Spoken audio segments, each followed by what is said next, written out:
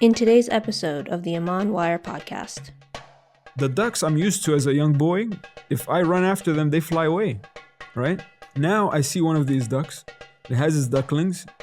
I approach it, and I find that it moves. It gets, now in between me and the ducklings, and it looks at me like telling me, if you want trouble, come. This same duck that would fly away now has so much courage. What happened? This is an expression of for example, the loving mercy of Allah. What that duck has for those ducklings, that courage, etc. Where's it getting it from? Everything in the environment informs me about the Creator.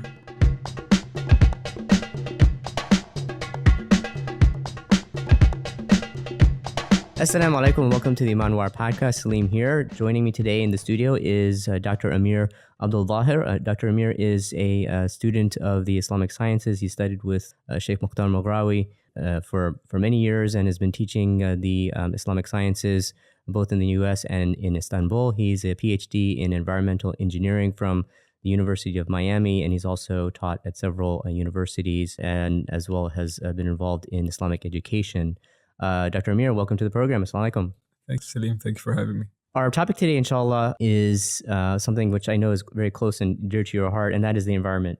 Certainly, this is a topic that has created a lot of angst globally because of the changes we're seeing in the environment.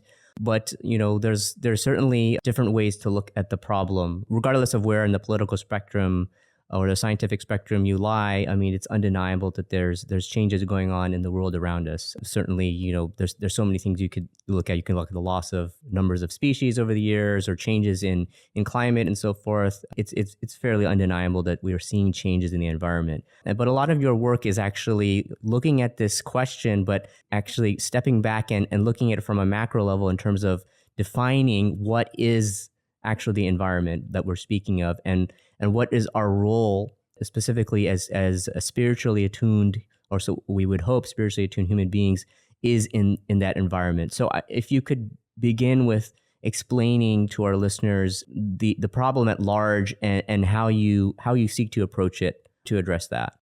Bismillah, walhamdulillah, wassalatu wassalam ala rasulillah wa ala alihi wa sahbihi ajma'in. First of all, again, thank you for this opportunity.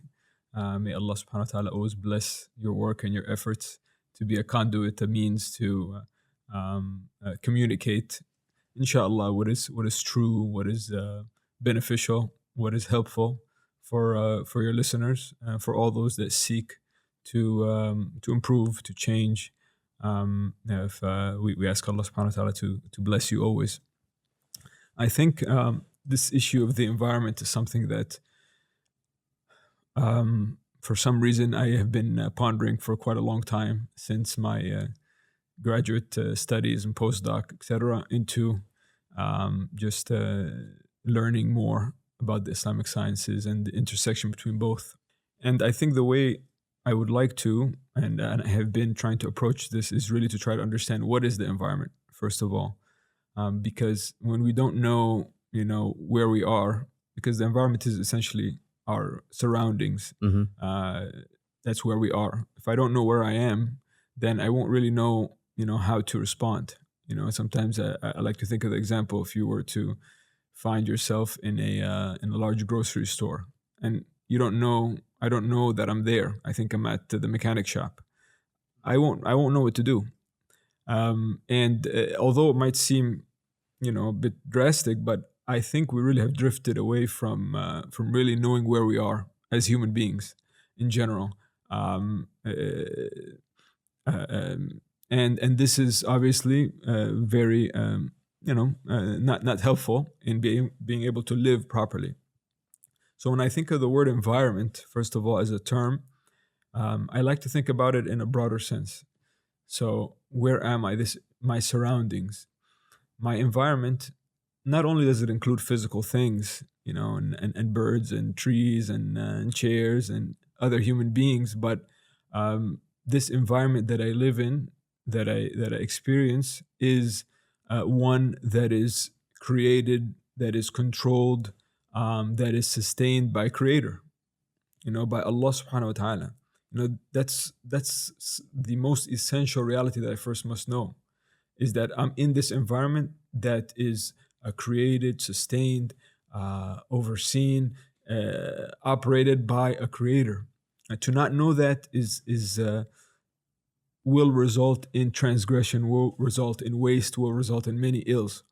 I need to know that I'm in an environment that there are malaika. There are these beings in this environment that are not physical. They're made out of nur, made out of light. They record deeds, etc. I live in an environment where there are messengers that have been sent to mankind to guide them with books, with scripture, communication from the divine to the human being. I live in an environment where there is a day of judgment that is approaching, and there is a Jannah, there's a paradise, there's a hellfire, etc. That is a sort of my context in which I live. And yes, I live in an environment which also has soil, and has water, and is made up of galaxies and insects, etc., etc. So first of all, to see the environment in that widest sense. Then beyond that, now if we look at the physical environment, then we need to recognize some essential principles about that physical environment. And I think you'll notice as we ponder the environment that this approach, this reality, if you will, because I don't see it as this innovative approach, for example, to the environment, or this idea. This is just reality. This is just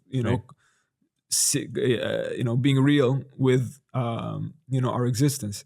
I think you'll recognize that this is a lot more efficient, a lot more effective, a lot more beautiful, a lot more sustainable in how to deal with the environment than any secular ideology approach to dealing with the environment, or any utilitarian approach to the environment.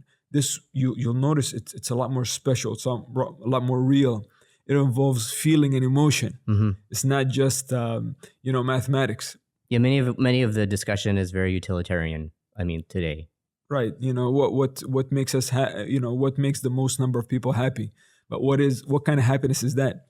Is my happiness in I use and abuse whatever I have access to, and that makes me happy. Therefore, it's good to do. So we'll realize that this, inshallah, is a lot more effective. So first of all, this environment, as I already alluded, especially now when we speak about the physical environment, if you want to focus on the physical environment, it's created by Allah.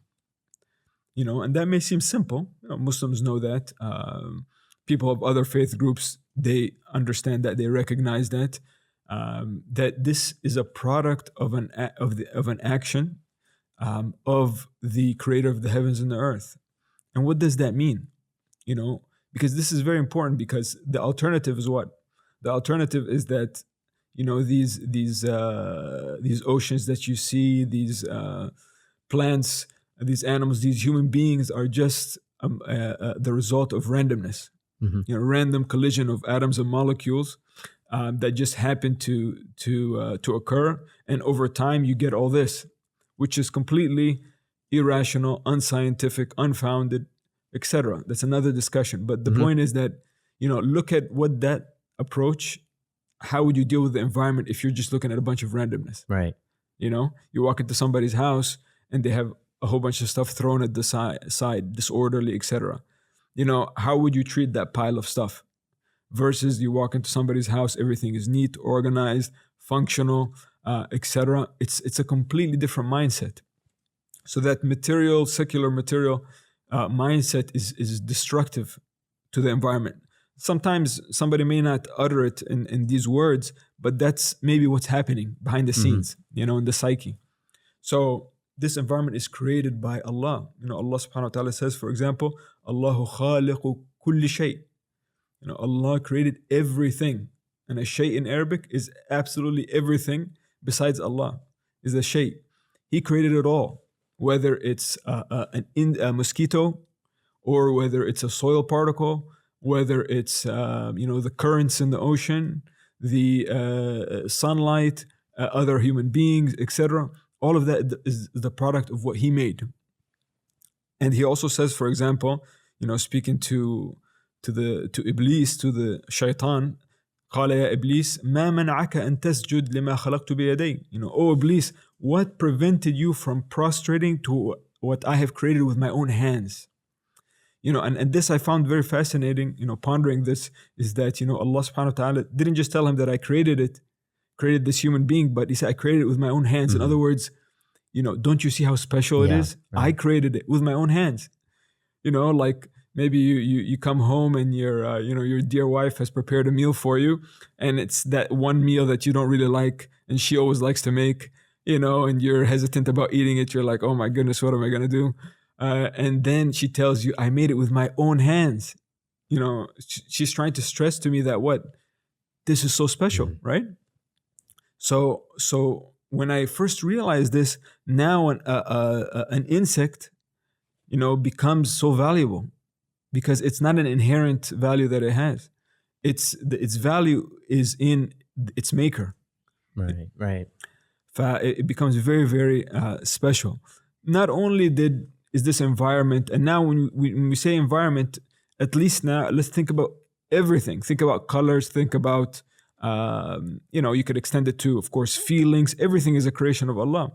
But at least about this physical environment that we usually refer to when we're speaking about being environmentally friendly, etc. All of that He made. Not only did He create, subhanahu wa ta'ala, but He also sustains. Mm-hmm. So He didn't just create it and now it's kind of on its own, and there's no continued connection, if you will, quote unquote, with Him. No, it's sustained by Him. So for example, when He speaks about the birds, He says, أَوَلَمْ يَرَوْا إِلَى الطَّيْرِ فَوْقَهُمْ صَافَّاتٍ وَيَقْبِضْ مَا يُمْسِكُهُنَّ إِلَّا الرَّحْمَنِ. It's so beautiful. It says, do they not, ponder, do they not see the birds above them when they spread their wings and, close their wings, etc.? And He says, مَا يُمْسِكُهُنَّ إِلَّا الرَّحْمَنِ. And this in Arabic is a very strong way to make a statement. It's like, لا إله إلا الله. One could say that Allah is God, but we don't say that. We don't only say that. We say there is no God but Allah. We negate everything, and then we affirm that Allah is one. So here Allah is saying, مَا يُمْسِكُهُنَّ. Nothing holds it aflight. Nothing holds these birds flying, إِلَّا الرَّحْمَنِ, except the most lovingly merciful, subhanahu wa ta'ala. And this is a reality check also for us as Muslims, because oftentimes we get tied up with created means, So if you ask anybody what holds up, birds in flight, what are they going to say? For example, what would you say? It's been a long time. It's been a long time since I take biology. No, just a very simple answer. So what's holding the air, the way their wings are fashioned, the way they move. Exactly, yeah. So it's the air, it's the pressure, and then you get into physics, you get into fancy terminology, but basically that's what it is, right? So, but Allah's telling us actually, no, that's not holding it up. Mm-hmm. I'm holding it up. What does that mean? And this maybe we'll get into later, this concept of contingency, that, the relationship between air and pressure and the bird's flight is a contingent relationship. It's not a necessary one. In other words, what's actually happening here is that when a certain event is there, let's say the air and the pressure, etc., under certain conditions, Allah subhanahu wa ta'ala creates this ability for the bird to fly. But that air, that pressure doesn't do that directly. Let me give you a simpler example. For example, I have dinner, right? Or let's say I'm thirsty. I drink water. I say the water quenched my thirst, right? And you can say that, that's fine. But as a believer, actually, no, it's not the water. But Allah subhanahu wa ta'ala created a relationship that when you're thirsty, He created the thirst, He created you, He created water, and then He created this association that when you drink water, most likely He will create quenching of your thirst, right? But it's not that does this. And many times He breaks that relationship to remind us, especially when it comes to, for example, easy example is medicine. I have a pill that I take and I say, okay, this is going to make me feel better. Lo and behold, one time, it does nothing. Right. Right? Mhm. And sometimes it's the opposite. I say, I have to have my coffee. If not, I'm not going to feel that I'm awake. Lo and behold, something happens. I miss the coffee and I'm fine. So he helps us break those relationships and recognize that they're contingent ones. So again, back to the bird in flight. He sustains everything. Everything is continues by him, subhanahu wa ta'ala. And if you do this exercise with me, I always like to do it, whether it's with children or adults or myself all the time, and maybe your listeners can do this with us as we listen, is that, feel your pulse. Place your finger on your wrist and just take a few seconds to feel that.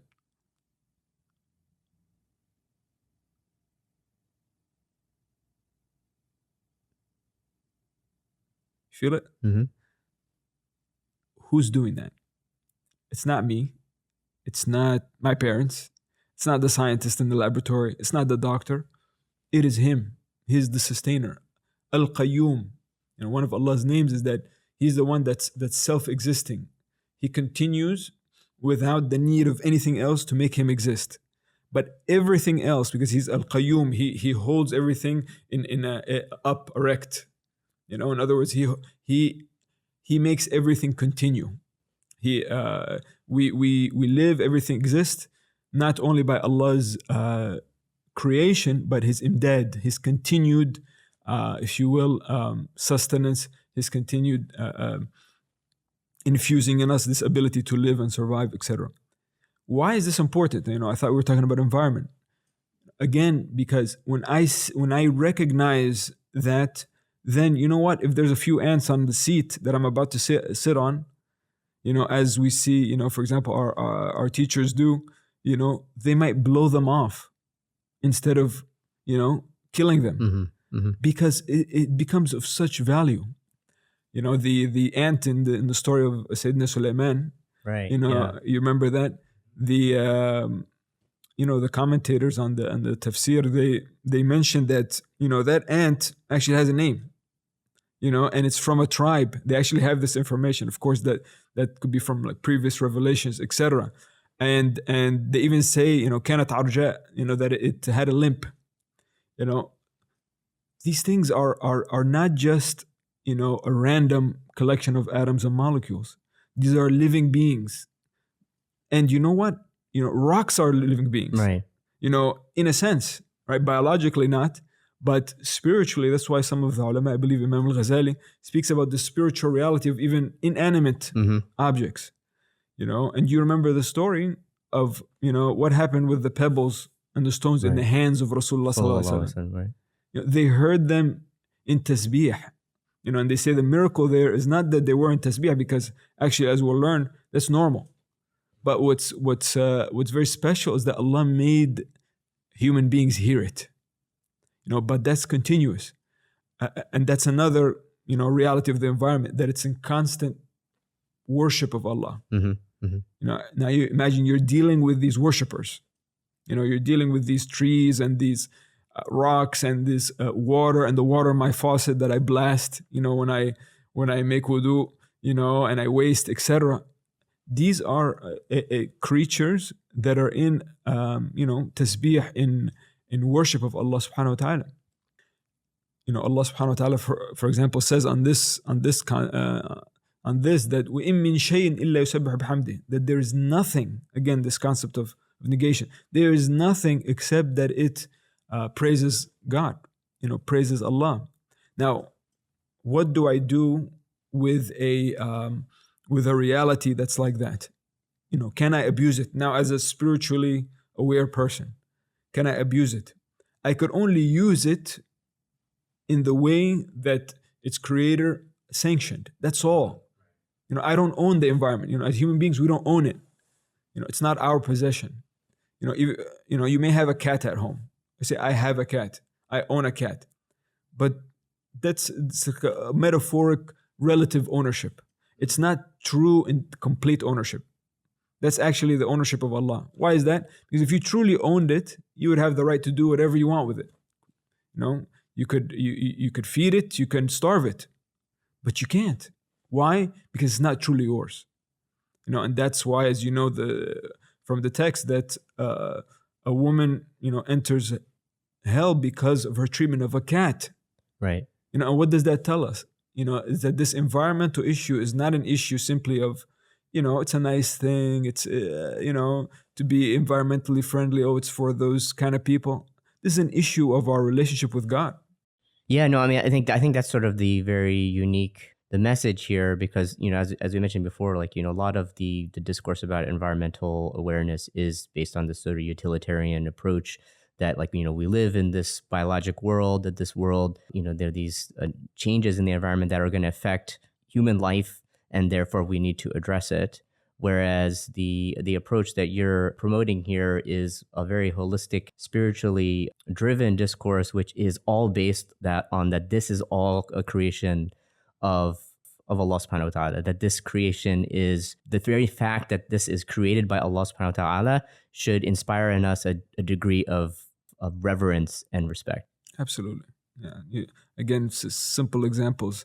When I walk into somebody's house, they've prepared a meal for me. Mm-hmm. And this gets us into another concept, the idea that the environment is a sign informing me about Allah. Again, let's say you come to your friend's house and the door's open, you walk in, there's a warm meal prepared. It's warm still. It's your favorite one, right? You come, you find it, it's warm, it's well prepared to, your liking. It's, presented nicely, it's it's all there. Now, there's nobody in sight, right? Your friend, you don't know if they're home or not. Now, by looking at that product, which cannot be random, only somebody insane would say that that's random, right? But there's actually people that say that this whole galaxy that we live in and all the galaxies and everything's all random, right? But a meal is not, So you would automatically know, for example, the first thing that might come to mind is what?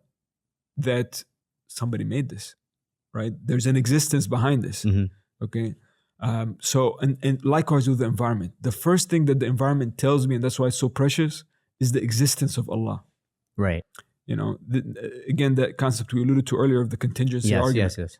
And the Quran constantly is questioning human beings to, like, look at this creation, exactly, to drive you to this realization, which is, as you're speaking about the contingency. I'll call it the contingency argument for God, because this is one of those philosophical arguments. But it's to drive us to make that realization that this wasn't created just out of randomness. Exactly. Why does Allah keep telling us, look at the creation, look at the creation, look outside?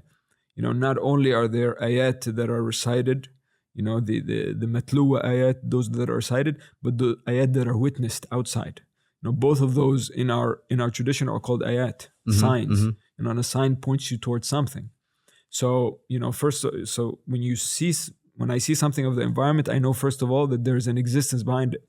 And everybody actually agrees to this. Even an atheist agrees that when they see something, they will say, that something caused it. But what would they do is basically what they do is that when you ask them, okay, what caused that? They'll keep transferring the question to something else, and they'll never actually completely answer it, ever. So you say, this plant, how is it growing? You say, well, there's this process of photosynthesis. You say, well, how is that happening? You say, well, part of that is the sun.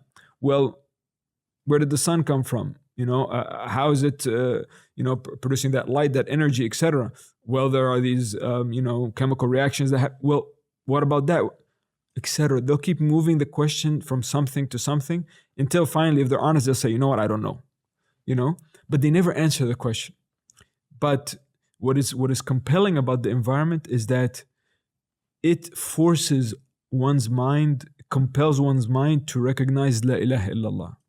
It's very, very powerful, because, take this example that we often think about. Those chairs, like the metal ones, the ones that you stack, that if you don't lay them on the wall, they're all gonna fall, right? And make a loud noise. Sometimes actually we even do this activity. I've done this in the masjid before. It makes a loud noise, and But imagine this: you have these chairs stacked up, right? And those represent basically contingent things, elements in the environment, things that were caused, that we know for a fact is caused. And that applies to everything. Wherever you are listening to this, look around you. Everything around you is contingent. Everything around you didn't have to be the way it is, and it's dependent on something else. You can recognize that logically.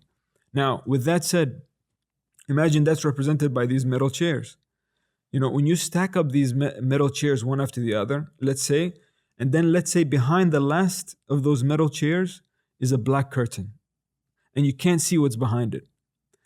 But all those metal chairs are actually held upright. They're closed. They're not open. You can't sit on them. They're stacked one after the other, and then they all lean on this black curtain made out of cloth. And behind it is something. There must be something, because they're not falling. Without seeing what's behind the curtain, you know that there's something there. Now, could what's there be another stacked chair? Is that possible, that it's just simply another chair that's stacked? That's impossible. Why? Because if it was just another chair that's like the other ones, closed like that, they would all fall, right? There would be nothing to hold them up. But they're held up. They're not falling. So what's happening here? There has to be something different behind that curtain. Mm-hmm. There has to be something, quote unquote, not contingent. It doesn't rely on something else. So that's what's happening in the environment. When you look at everything, it's telling me that, look, I'm a product of something. I'm contingent. I'm telling you that La ilaha illallah. And that's what makes the environment so important, to also care for and to not waste and to not abuse, because of this first element, that it tells you of the existence of God unequivocally. Would it be fair to say that, for example, a scientist would state, and maybe it's important to distinguish between science and scientism, because I think scientism is, when we talk about science in certain frames, we're really talking about scientism, because it's really sort of the worship of science without any divine element. But in terms of just a scientist would say that, science is a study of these contingent relationships, and we're just trying to discover each contingency and establish them as, say, a law in nature or a law in science. It's just that we don't know yet, what's behind the curtain. But they will say, we've studied this step between this chair and the next chair and the next chair, and then these are the laws of science. And would it be fair to say that's how a scientist would see this? Well, I think in a sense, that's an incomplete scientist, right? Mm-hmm. Because, logic dictates, and science is supposed to be logical. Logic dictates that's what is behind that curtain is something that is not contingent. So it's not something that the scientist can just stick his head in the. It's illogical, basically. Yeah, that's illogical. It's an illogical conclusion to say that I have no information about what's behind all of this. Because, no, you do have information. First of all, the most basic of that information is that what is behind this must be something that is not like it, that is not contingent. Mm-hmm. That's what we call the necessary being, wajib al-wujud. Something necessarily exists. And that's a natural. And by the way, this is something so simple. If you speak to a very simple person farming somewhere out in, on the mountains or on the highlands somewhere, they know this. They may not use this terminology, and they don't have to, but it's very simple. It's very natural to have this conclusion. It's unnatural to after seeing all of this and witnessing all of this, to conclude that it's random. But anyways, going back to this idea of the environment being assigned to me, that's very basic. It tells me that Allah exists. But what else does it tell me? It tells me about His attributes, His names and attributes. Like the meal, the meal doesn't tell me only that somebody exists that made the meal, but it tells me what? For example, that person must be what? Caring, for example, right? They made the meal that I want. Skillful. They actually knew what they're doing, right? This is not just a microwavable meal. They actually, they actually know how to make it. Maybe has a sense of beauty and art. They present it very nice. You've seen all of that. You've seen all of that through the product. Now look at creation. Look at anything in creation. I often remember this example when I was in college in South Florida. And in South Florida, there's a lot of, ducks, because there's a lot of canals that also some of them were dug up, etc., to empty out the drained Everglades, which turned out to be a disaster environmentally, which, as usual, humans realize after they play with the environment, then they realize what a mistake it is. And basically the Everglades Restoration Project, this fancy thing with probably millions of dollars, etc., what is it trying to do? Just return things the way they were. But anyways, so we have these canals and we have a lot of these ducks everywhere. And sometimes those ducks have those very cute, ducklings, orange and black, so beautiful. Now, the ducks I'm used to as a young boy, if I run after them, they fly away, right? Now I see one of these ducks. It has its ducklings.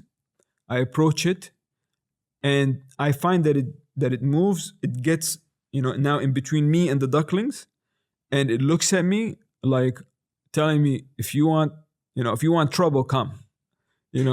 This same duck that would fly away now has so much courage. What happened? This is an expression of for example, the loving mercy of Allah. What that duck has for those ducklings. You can say the audacity, that courage, etc. Where's it getting it from?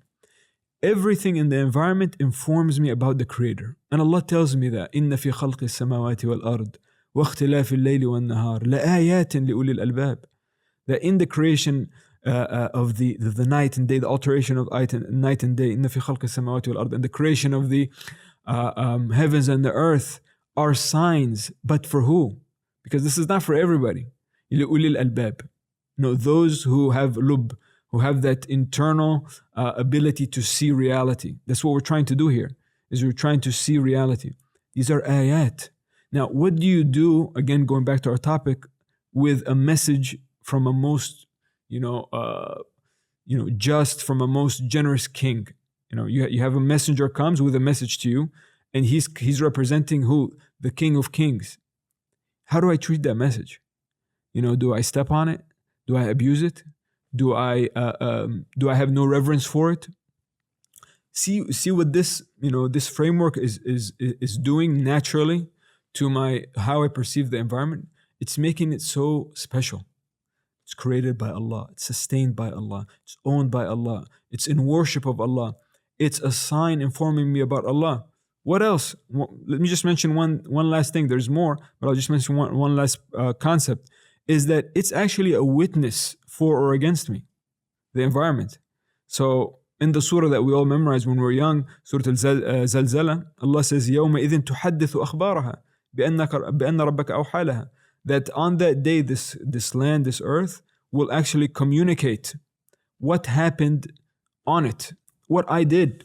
Next time I walk on a space and I decide to disobey Allah, I decide to hurt an animal, I decide to, abuse somebody else with my tongue, I have to be careful. That ground that I see as insignificant is actually recording what I'm doing. And not only that ground, other aspects of the environment, my own skin. يوم تشهد عليهم ألسنتهم وأيديهم وأرجلهم بما كانوا يعملون. On that day, tongues, hands, legs and feet will be witnessing what I did. And the person will be so surprised that one will say, وَقَالُوا لِجُلُودِهِمْ لِمَ شَهِدْتُمْ عَلَيْنَا. They say to my skin, one would say to his or her skin, why did you witness against me? And then that skin will talk. In other words, I'm sorry, so how are you speaking? They say, قَالُوا أَنْتَقَنَا اللَّهَ الَّذِي أَنْتَقَ كُلَّ شَيْءٍ. That Allah allowed me to speak, the one who made everything speak. In other words, it's almost like the skin is telling me, don't you realize it's a contingent relationship? Don't you realize that like He made you speak? Did you think it was yourself? This tongue is an ayah of Allah. How it moves, language, it's incredible. Is that my doing? So my skin the skin is saying at that point that the same one that allowed you to speak and him to speak and her to speak, today the laws that He's placed allow me to speak. Because these are all laws of Allah. It's not, we say, Sheikh Mukhtar, may Allah bless him, he always, would correct somebody if one were to say the laws of nature. He said, what? It's not the laws of nature. It's the laws of Allah in nature. And there's a very important difference there, that It's not these independent laws. It's contingent laws that he's placed. So this is kind of, in brief, I would say some level of how we are to view the environment. And without even saying anything more, it should be now intuitive to us how I should interact with it when I realize these concepts. By understanding or by coming to the realization that all of this environment, and as you've stated, it's not just the physical environment, it's even the unseen environment, the things that we may not even see a thing, which it doesn't mean it doesn't exist, but that's part of this environment. Even our ideas, our thoughts, all of this is part of the environment, all of this is part of the creation of Allah subhanahu wa ta'ala. By realizing that this is from our Lord, that you're going to naturally, or you should naturally have a degree of reverence for that. You should have a degree of appreciation of the beauty of it to drive you towards Him subhanahu wa ta'ala further. And then hence you're going to comport yourself within that environment in a way that's befitting of its nature, and that it is a creation of Allah subhanahu wa ta'ala. Meaning that anything that is created by Allah subhanahu wa ta'ala, which is everything, you must have this reverence and respect for. Allah bless you. Very nicely summarized. I wish I could be so compact. You summarized it well, so that I have to speak so much, and you're able to say, in just in 30 seconds. So Allah bless you. Yes, exactly. That's what it is. That's what it is. Subhanallah. And if you allow me, I wanted to kind of just share with your listeners and share with us some statistics of where we are now, regarding the environment. Before you do that, I do want to ask if you could expand a little bit more about this idea of where Allah subhanahu wa ta'ala says, multiple times in the Quran about the glorification, the creation glorifying Him. يُسَبِّحُ لِلَّهِ مَا فِي السَّمَاوَاتِ. This constant refrain that that all that is created is actually glorifying Allah subhanahu wa ta'ala, and what that means when we sort of really internally understand that, what that means and how we interact with the environment. Yeah, Allah bless you. This is a very, very powerful concept, that this environment and all its elements, and the Quran is very clear about this, including everything, using the word ma and men, etc. All these different elements in the environment are in a state of tasbih, a dhikr, remembrance of Allah. They're also in a state of sujood. Subhanallah, Allah subhanahu wa ta'ala says in more than one ayah, for example, أَلَمْ تَرَ أَنَّ اللَّهَ يَسْجُدْ لَهُ مَنْ فِي السَّمَوَاتِ وَمَنْ فِي الْأَرْضِ. Don't you see that, for Allah, everything, whomever is in the heavens and whatever is in the heavens and the earth is in sujood to Him. And then He actually starts listing, subhanahu wa ta'ala, some of those elements. He says, وَالشَّمْس, the sun, وَالْقَمَرْ, the moon, وَالنُّجُومِ, and the stars, وَالْجِبَالِ, and the mountains, وَالشَّجَرْ, and the trees, وَالدَّوَابِ, animals. All of these, imagine, they're in sujood. And then He says, subhanahu wa ta'ala, very interesting, وَكَثِيرٌ مِّنَ النَّاسِ. But when He gets to the human being, there's a qualifier. He doesn't say وَالنَّاسِ. Everything else is just وَالْجِبَالِ. In other words, all mountains. But when when it comes to human beings, He says وَكَثِيرٌ مِّنَ النَّاسِ, and many people. In other words, not all, because He says وَكَثِيرٌ حَقَّ عَلَيْهِ الْعَذَابِ, and many deserve to be punished, because not all are in this resonance.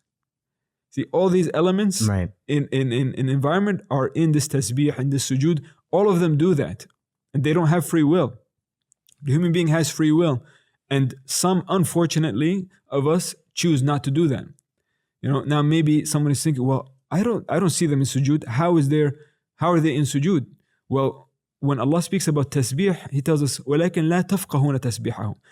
In other words, you cannot, comprehend, you cannot understand, you cannot witness their tasbih, their dhikr, their sujood also. How they do that, Allah knows. That's we don't have access to that. Maybe there's some special, people of Allah that Allah shows glimpses of that, but in general, we do not have that access. Is it the chirping of the birds? A lot of times we wonder, why do they gather in the morning and in the evening, the times we're supposed to be in dhikr, and they're all chirping, and many of them gather in these huge jama'at, these huge congregations of worship, I would say. How do they do that? Now, to your question is, what does that do to me? Well, if I see this large congregation of, creatures in worship, what should I do? I have a choice. I could either join them, and be abd of Allah subhanahu wa ta'ala and do like they're doing.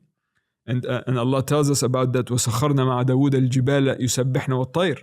Allah tells us that with Sayyidina Dawood, the Prophet Dawood, Allah subhanahu wa ta'ala made jibal, mountains, and tayr, and birds in tasbih with him. So he had that, subhanallah, or he witnessed that, etc. So I could either join them, or I could do something else. I could break that resonance. Right. I could be that frequency that comes in and just messes everything up. A sin is like a signal into this, beautiful resonance that messes things up. And pollution, abuse, etc. of the environment is that kind of signal. Mm-hmm. And that's why it messes things up. Yeah, I mean, it makes you, certainly, I think if you come to this realization, it makes you humble with what is around you, in the sense that, what is that elevates the human being? I mean, we've been given free will, but what do we do with free will? If we are not in praise of Allah subhanahu wa ta'ala, then how can we see ourselves in any way better than all of the creation around us, inanimate or animate, which is in that glorification of Allah subhanahu wa ta'ala? We're lower than them in Absolutely. that sense. So, Absolutely. Either we elevate ourselves to be higher than that, or in line, in resonance, spiritual resonance with the environment, or we certainly don't have anything to stand on. We're actually lower than them if we don't have that degree of remembrance. One of my teachers, on this point of the glorification of everything that is in creation, it was sort of a funny analogy, but he says, if you were going into the masjid and you saw someone in salah, right, and they're in ruku, it's like, would you go and just push them? Yeah, right? Yeah, that's right. Would you push them, right? Yeah. I was like, certainly no, we wouldn't do that. I was like, well, the next time you slam a door, or you throw something without thought, like, a book onto a table, any type of sort of harshness, Yes. with, and it's natural, you're going, outside, you go to the market, you return the shopping cart, and you just throw it back into the bin, it's Yes. sort of there's this cacophony of a sound of this metal creaking, all of that stuff is a sort of harshness that you are creating when there's no need for it. And it's like you're pushing someone Yes, who's in, subhanAllah. so how are you going to be on a macro level with the environment in terms of gentleness, of this idea of rifq, of being gentle and not harsh?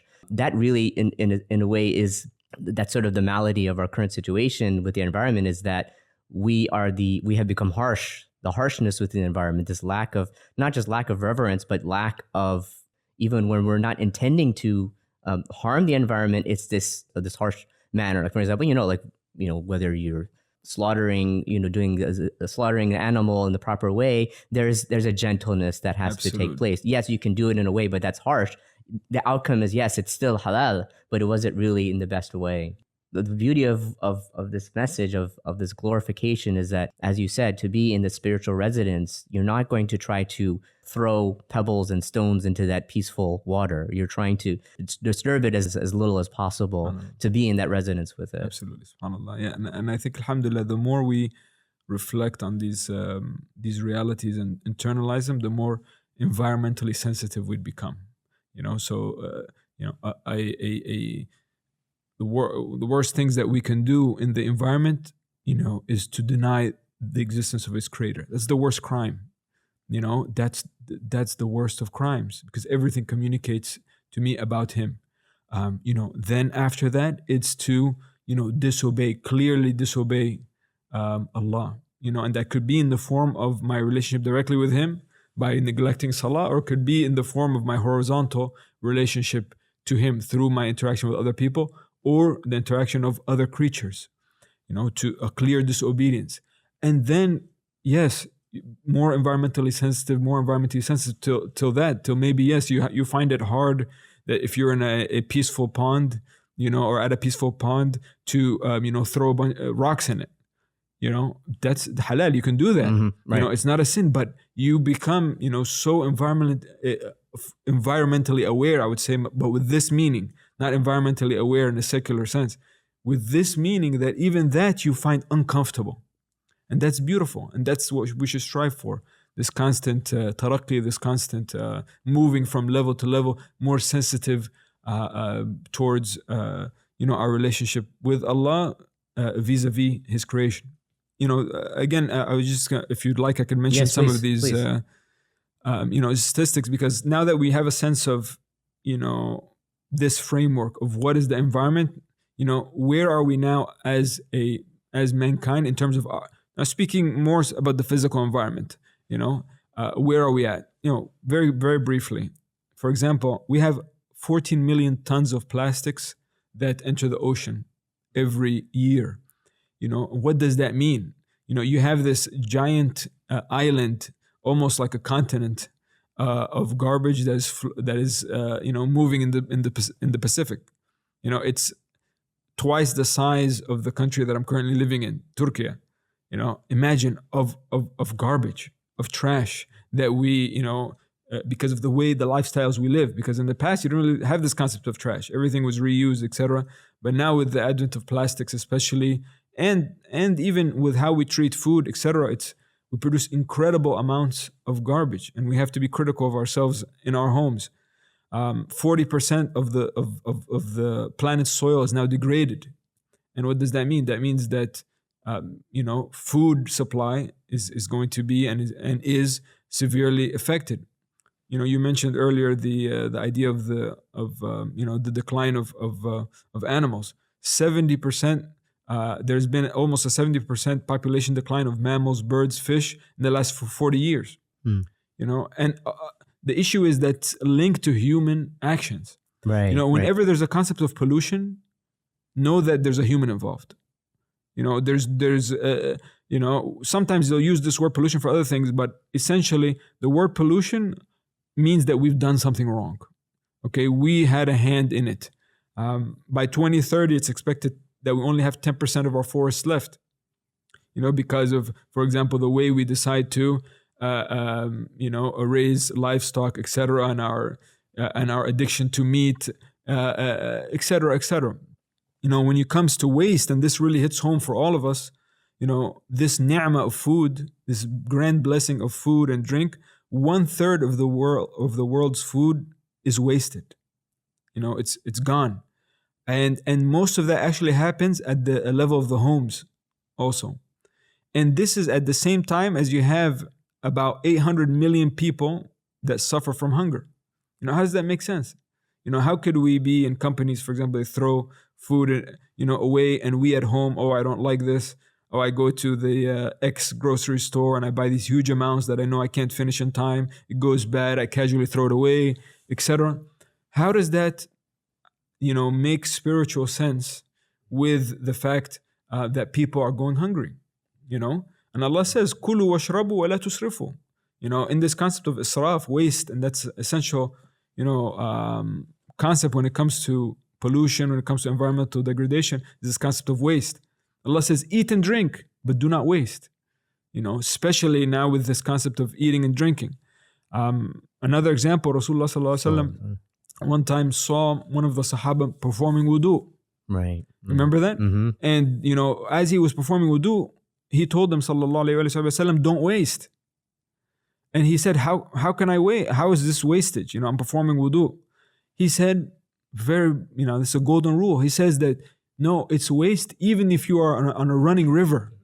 What does that mean to me? It means that, even if supply is available, say water is cheap, just blast the water fountain, and perform wudu and wash this and wash my car and leave the hose out and wash it and water my lawn in the middle of the day where the water won't stay and it's so hot, etc. It's available, it's cheap, I can afford it. It doesn't matter, it's wastage.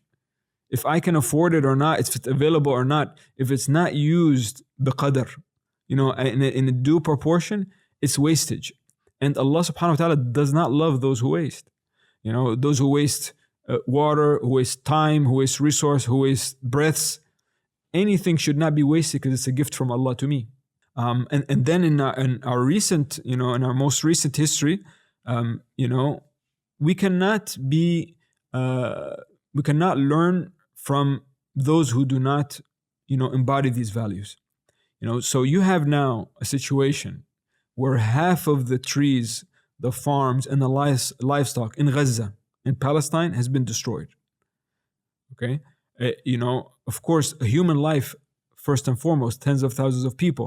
That's first and foremost. But look what's also happening behind the scenes. How is that area going to be inhabitable when you poison the soil and you make the water essentially, all of the water essentially unusable? Because once you have sewage that mixes with water, you're finished. You cannot use that water anymore. It would be very expensive, very difficult to make it once again usable. And this is what's happening. That's why they call it actually, not only a genocide, but also ecocide. Mm-hmm. That's what's happening there. Now compare that to our principles, our teachers. Sayyidina Abu Bakr, radiallahu anhu arda, when he sends, dispatches an army to Syria, and he gives them 10 pieces of instruction. I'll just read this briefly. He says, do not kill a woman, nor a child, nor an infirm elder. Do not cut down fruit-bearing trees. This is 1400 years ago. Before any, talks of environmentalism, etc. Do not cut down fruit-bearing trees, nor tear down inhabited buildings. You see what's happening now. Do not slaughter sheep or camels except for food. I just said almost 50% of livestock is destroyed in Gaza. Do not burn or drown bees' nests. Subhanallah, an army, and he's telling them, be careful of the bees. Do not steal from the spoils and do not act cowardly. These are our principles. They're so much more effective. They're so much more powerful. They're so much more friendly, not only friendly, but protective and indicative of our role, because we're supposed to be khulafa. Right. Khalifa. What does that mean, a khalifa? A khalifa is a representative of the divine. Imagine it's maybe hard enough to represent, a very special person, a very smart person. But imagine you have to represent the creator of the heavens and the earth.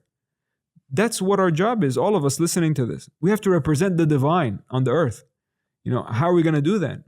That means to live, to embody at our human level the beautiful names and attributes of Allah. He is Kareem, He is generous, the most generous. At my human level, I have to practice generosity. He's gentle, as you were mentioning. I have to practice rifq in my interaction with the environment. This is my role as Khalifa. Subhanallah, I believe that this is again a much more beautiful, much more rational, much more spiritual, effective way to deal with our current condition. If only Muslims, we would apply it. That's another issue. One is sometimes we don't know these concepts.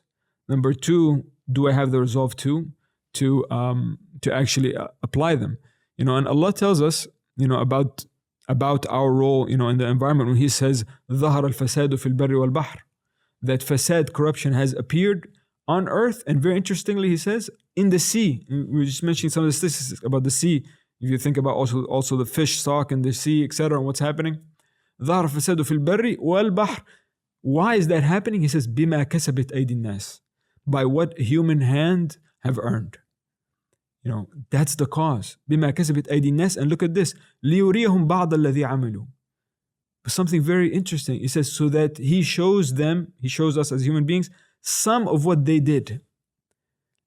So the environment is actually kind of a litmus test to how I am and how we are internally. Yes. As a humankind, how we are internally, collectively, that's what we're seeing outside. If I don't like what I see outside, where's the problem? It's inside. And that's why, the programs, inshallah, that you run, that Al-Madina runs, that, these Muslim organizations run are so important because they're focusing on the heart. Your target is the human heart, to rectify that. Why is that so critical? Because that's where everything emanates. These massive environmental issues that are having, they're not going to be fixed without tazkiyatun nafs, without purification of the self, without, living the Sharia in all its dimensions. So this is also very important because it helps me identify our situation, and it also tells me where the solution is. We mentioned about, what we do with our physical hands, like towards the environment in a bad way in terms of pollution and the other things we're doing environmentally, which is a reflection of, our lack of reverence for the environment and not understanding, our role But some of our teachers also speak about are the moral degradation, the internal degradation that is also reflected in our environment. So looking at some of the realities of the environment today in terms of harshness towards us, or the environment being harsh on us, right? It's a reflection of the loss of some of these virtues within us, like the loss of beauty, or the loss of virtue and nobility. Now we're seeing in our external environments things which are debasing or are disgusting, and things like that. That is a reflection also of our internal self. I wanted to just, in the time we have left, when we talk about how we utilize the environment as human beings, many people, including Muslims, would argue that, and that they will say that Allah subhanahu wa ta'ala has given us this environment, and He speaks in the Quran about the cattle that they've been given to you and subjected to you, so you can use them, right? And so they would state that, or argue that the environment is the environment, that we need to use it for whatever reason humans beings deem it to be necessary for them to survive. So I think the argument might go that, for example, we're talking about modern issues today. Let's say, like in an example of someone's employment. This coal mine is the only place in the area where you can get employed. It's important for the town that, this is important, these fossil fuels, that, you can't take this away from, because it's livelihood. I mean, yeah, we understand it's polluting, but we need this to survive, to be able to provide for our families. This should have the priority on this over the global environment and the risk of that fossil fuel to the environment. That would maybe say one argument. And then a more, if we take it to a more absurd level, would be well, we need these phones, we need these computers. So, I mean, yeah, we need to do this mining of minerals that damages the environment. And, as it happens also in, results in modern day slavery, which is a different issue. But all of these things are argued that, we need to just utilize the environment for the benefit of humanity. So how would you balance, respond to this in terms of balancing the rights of human beings in using the environment versus the rights of the environment, that we've been speaking about thus far? Very good question. I think that, really where the balance is goes back to, the owner of that environment, what he dictates. How do I know what are, are my rights? What is his rights, etc.? What is the animal's rights, etc.? I know that essentially, first of all, from the one who created it, subhanahu wa ta'ala.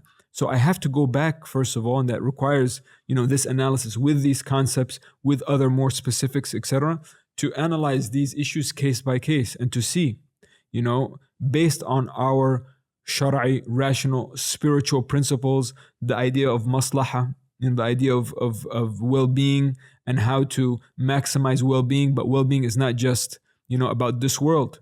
Well-being is, what helps us spiritually also, what helps us with Allah in the next world. To have that holistic analysis of the issue would help us make more balanced decisions on these issues. We would be able to start identifying, what truly is necessary or not. Because a lot of times we say something is necessary, it's not really necessary. It's necessary for a luxury that I want to have, but it's going to have, detrimental effects that are much greater and more important than those luxuries.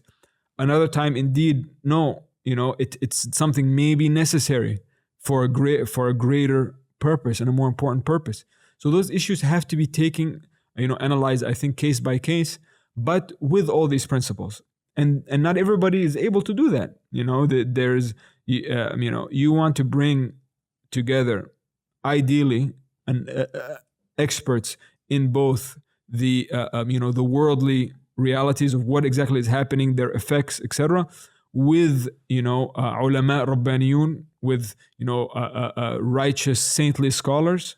And if it's the same person that does both, that's even better. But if not, you bring them all together and they analyze the situation, and they would be able to, help us navigate these issues. And that's on a greater scale. But, on a day-to-day basis for us, if we ponder these concepts, I think we would be able to make, on our individual level, better decisions.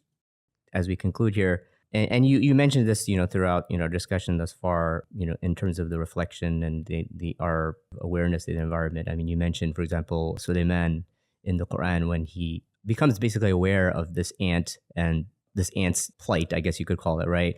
But the interesting thing is that also after that story, that Sulaiman immediately makes his dua, this beautiful dua about thanking Allah subhanahu wa ta'ala for all the things that he's given him.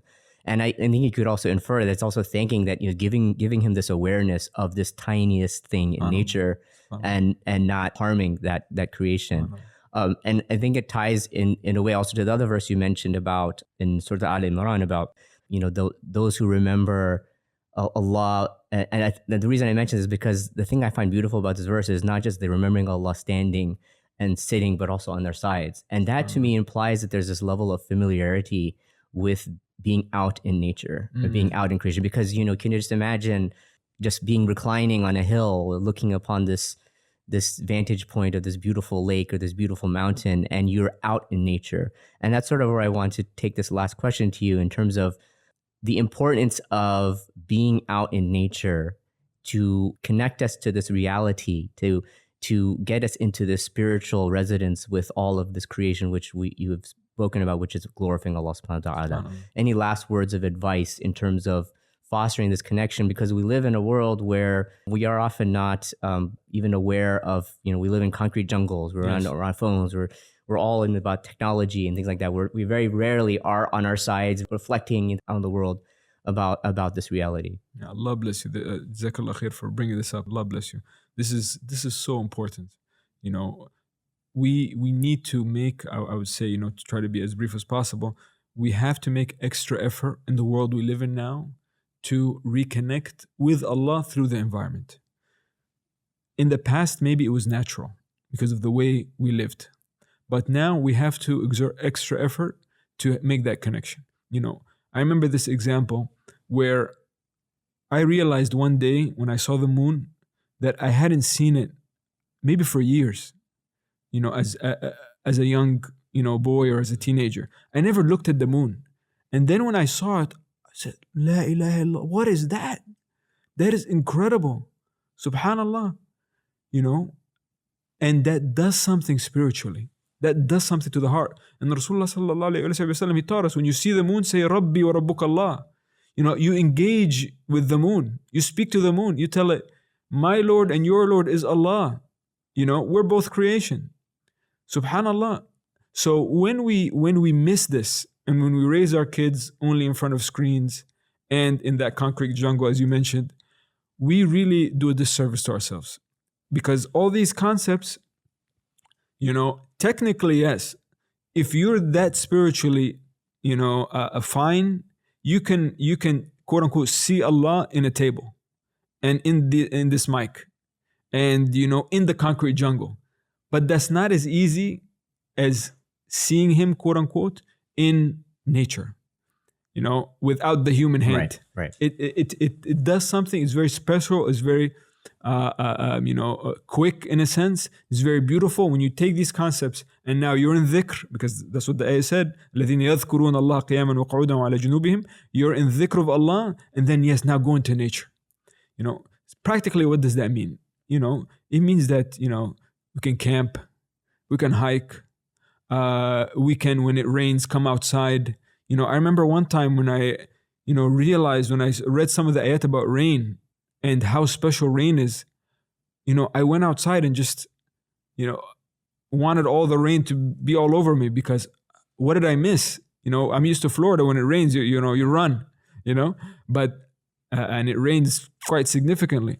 But, Rasulullah sallallahu alaihi wasallam, when it rained, he would go outside, uncover himself and say that this is, a fresh creation from Allah, and he'd absorb it. He'd benefit from it, etc. in his way, sallallahu alaihi wasallam, at his level.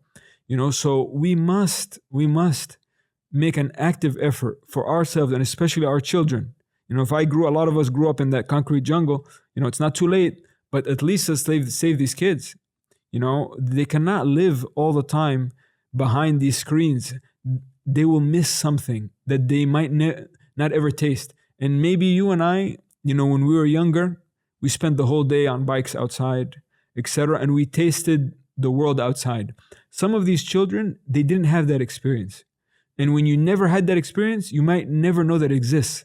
You and I can reminisce. We say, okay, we're in this, but it would be so wonderful to take a walk outside. But, if I never had that experience, there's nothing to miss. right?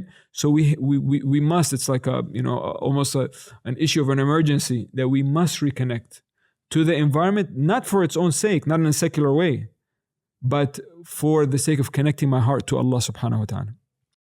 Jazakallah khair, Dr. Amir, for this beautiful discussion, which I hope helps us reframe, how we view the environment and looking at it through a spiritual, holistic lens.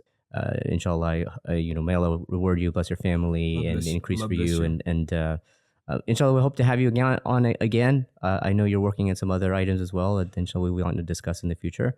But Jazakallah khair, thank you so much for... May Allah bless you, may Allah increase you, may Allah subhanahu wa ta'ala make you and this team of Al-Madina always a means and a conduit to enlighten us, to teach us, to benefit us, to help us in what matters most. May Allah subhanahu wa ta'ala bless all those who listen to this, protect you, guide you and us, and always keep us on this path, inshallah, of traveling to Allah through these various means and through these various concepts. Jazakumullah khair. I mean, to our listeners, again, thank you for joining us for this program. Follow us on social media, subscribe to the podcast, share it with whoever you may think may benefit. You can always follow us and check our latest episodes on almadina.org. And until then, we'll see you in the next program. Assalamu alaikum. Peace be unto you.